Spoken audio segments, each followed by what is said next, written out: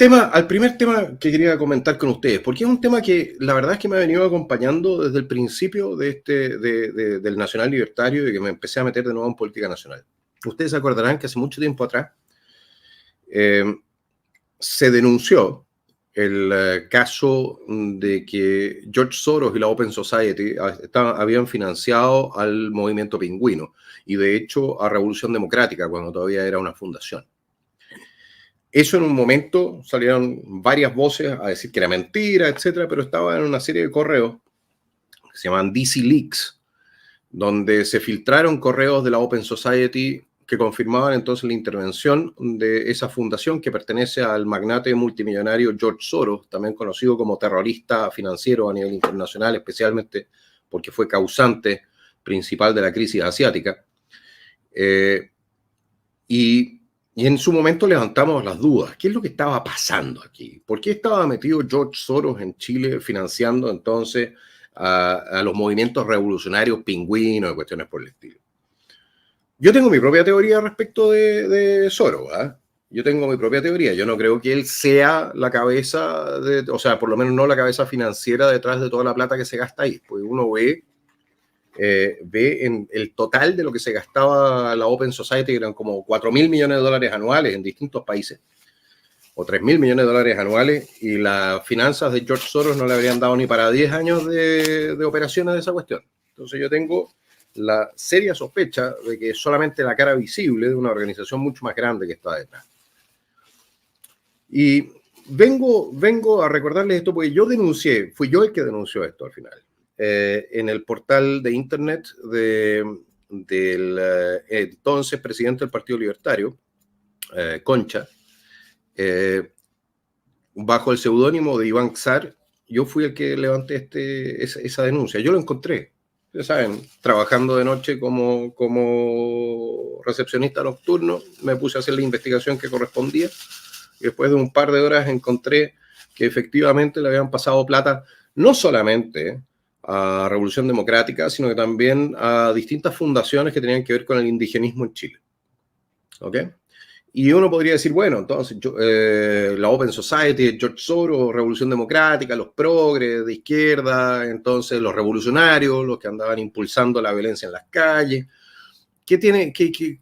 ¿Cómo calza esto? Un multibillonario que apoya ese tipo de causas. Bueno, ese mismo multibillonario apoya las fronteras abiertas en Europa, y ustedes sabrán la escoba que ha dejado en Europa, en Estados Unidos.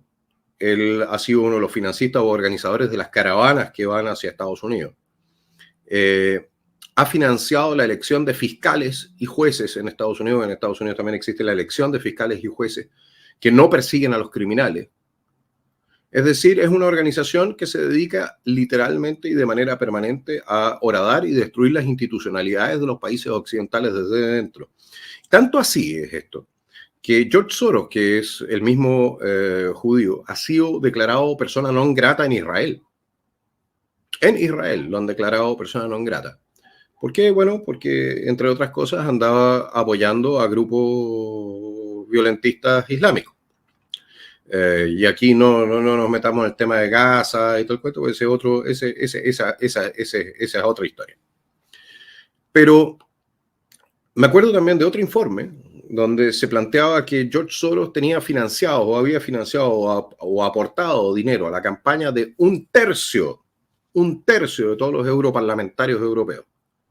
Un tercio. Ese es el nivel de influencia al que había alcanzado este caballero con su organización que por lo demás, estoy convencido, recibe platas también estatales, porque este es un círculo que se va retroalimentando, el mismo principio de las fundaciones de democracia viva y cuestiones por el estilo, y de grandes magnates a nivel internacional. Y la pregunta es, ¿por qué hacen lo que hacen? Y este hombre gana plata cuando la sangre llega al río, dicen por ahí. Cuando dejan absolutamente la escoba, entra, compra barato, después se reestabiliza el país, vende caro. Eso es lo que hace. Eso es lo que ha hecho en Ucrania, es una de las figuras centrales en lo que ha sido el conflicto ucraniano, y estoy hablando antes de que empezara la guerra, con el conflicto interno. Mira, levanten una piedra donde está la escoba y George Soros está metido. Ahora, En Chile, donde, aparte de Revolución Democrática, tiene metido los dedos. En CIPER. Aparece en CIPER, en la página de CIPER, que la Open Society financia CIPER. Pero no solamente a CIPER. ¿Por qué no escuchamos este pequeño video y seguimos conversando? A ver, aquí lo tenemos. Y ahí está. Estamos haciendo un proyecto, hace un buen rato lo lanzamos, se llama Más Democracia, una iniciativa que nace a la línea de horizontal, pero que busca ser muy transversal, tiene un consejo bien amplio, un apoyo de Open Society en materia de financiamiento. Y básicamente lo que estamos haciendo es incidir en el debate sobre la democracia chilena, que es una cosa muy abstracta, pero que es muy importante, es algo que en el mundo es un súper tema. Y en particular incidiendo en la necesaria reforma del sistema político que necesita Chile. Chile tiene muchos desafíos, muchos problemas. Nosotros tenemos la convicción que uno de ellos, y están los dos procesos constitucionales anteriores, está el acuerdo de los expertos en el segundo proceso, que fue muy valioso, que se hacía cargo de varios problemas que son bien transversales y bien diagnosticados. Y así que estamos empujando esa causa con entusiasmo. Ahora, estamos haciendo un proyecto... La Open Society metida nuevamente en transformar el sistema político chileno. ¿Por qué?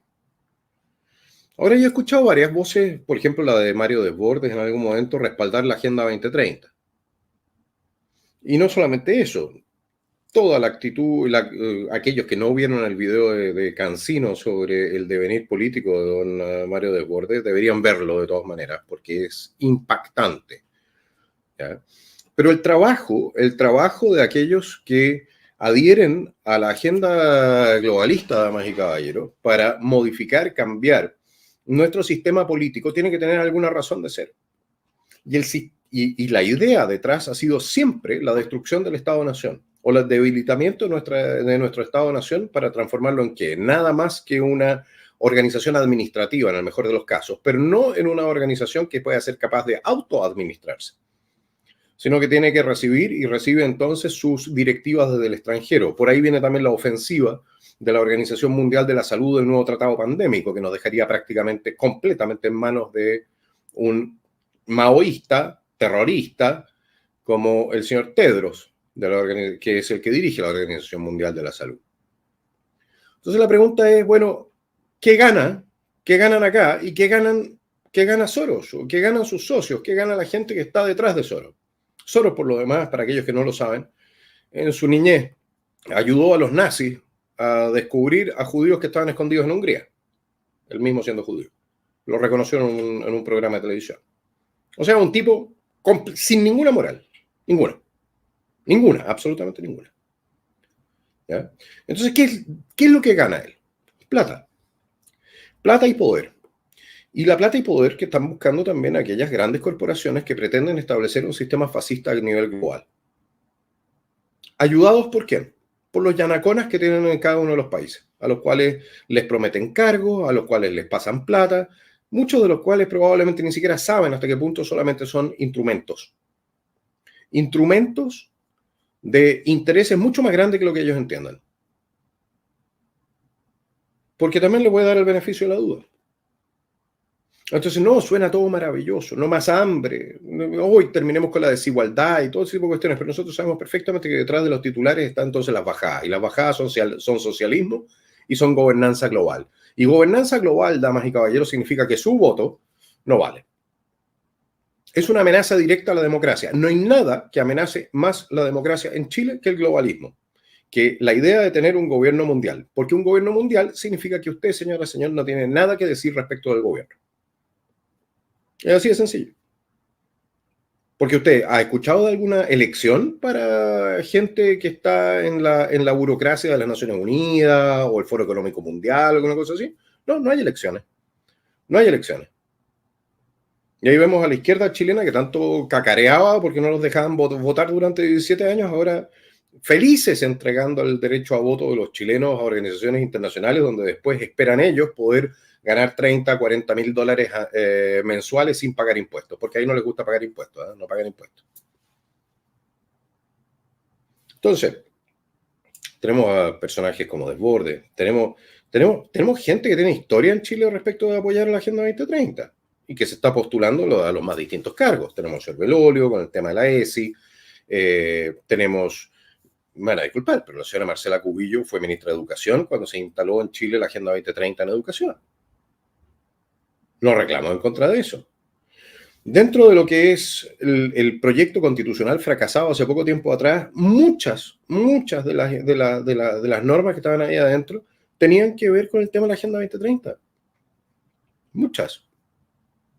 Algunas incluso tenían que ver con lo que había sido la agenda de la extrema izquierda que quería definitivamente destruir a Chile en beneficio de Bolivia.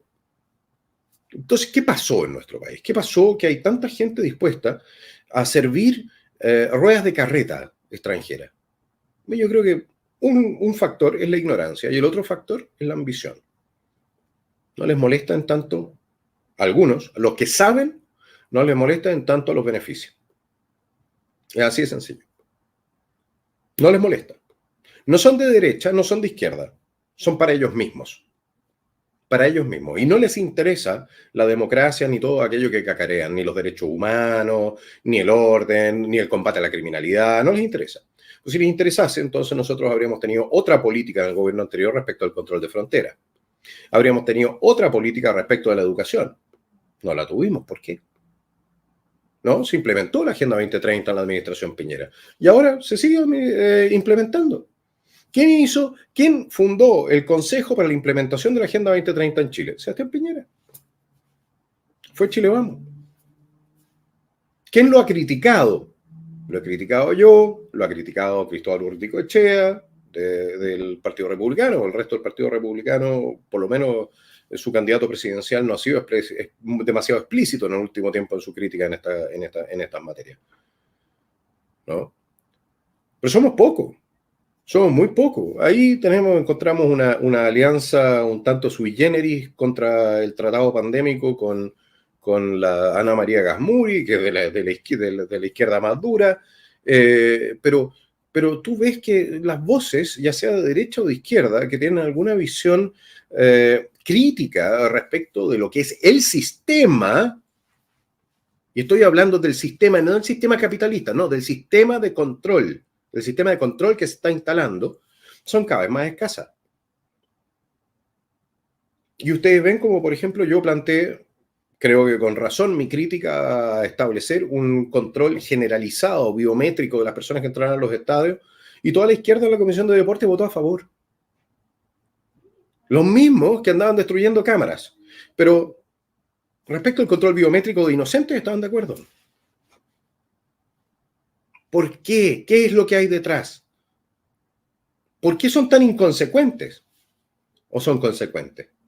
Son consecuentes los Desbordes, los Hernán Larraín, son consecuentes los Piñeras, o era consecuente en su caso.